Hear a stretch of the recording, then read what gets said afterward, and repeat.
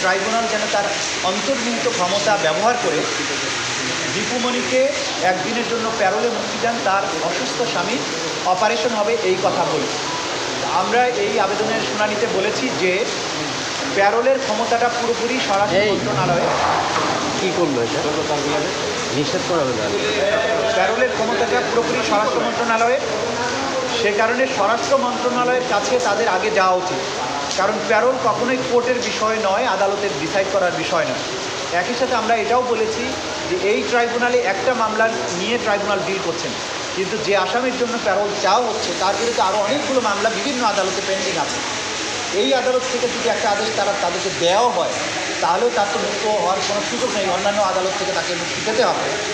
সে কারণে প্যারোলের ব্যাপারে যে প্রতিষ্ঠিত নিয়ম হচ্ছে স্বরাষ্ট্র মন্ত্রণালয়ের কাছে আবেদন করার, সেটাই তাদের করা উচিত এবং এইটাই ট্রাইব্যুনালের বিচার্য বিষয় নয়।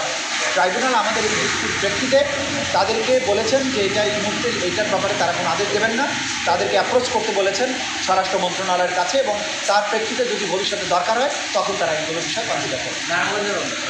নারায়ণগঞ্জে জুলাই এবং আগস্টে যে মানবতা বিরোধী অপরাধ সংঘটিত হয়েছে, সেখানে নারায়ণগঞ্জের যিনি খুবই বিখ্যাত একজন বা কুখ্যাত একজন ব্যক্তি শামীম ওসমান এবং তার সহযোগীরা সেখানে গণহত্যা চালিয়েছিলেন, মানবতা বিরোধী অপরাধ করেছিলেন। শামীম ওসমানের বিরুদ্ধে আগে থেকে এই আদালতে গ্রেপ্তারি পরোয়ানা জারি আছে। বাকি যেসব আসামি তাদের নাম আমরা প্রকাশ করছি না, যেহেতু তাদেরকে গ্রেপ্তার করার প্রয়োজন আছে, নাম প্রকাশিত হলে তারা পালিয়ে যাওয়ার ভয় আছে। বাকি 8 জন আসামির বিরুদ্ধে তারা সবাই আওয়ামী লীগ যুবলীগের বিভিন্ন পর্যায়ের নেতা এবং অস্ত্রধারী ব্যক্তি, তাদের বিরুদ্ধে আদালত গ্রেপ্তারি পরোয়ানা জারি করছে।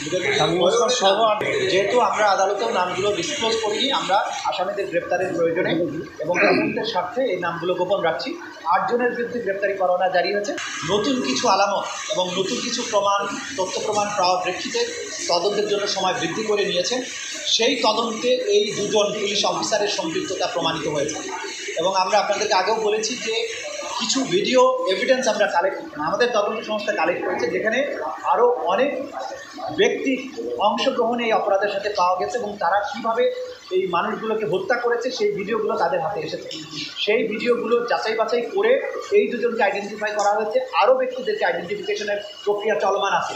এ কারণেই তদন্ত সংস্থার সময় নিয়েছে।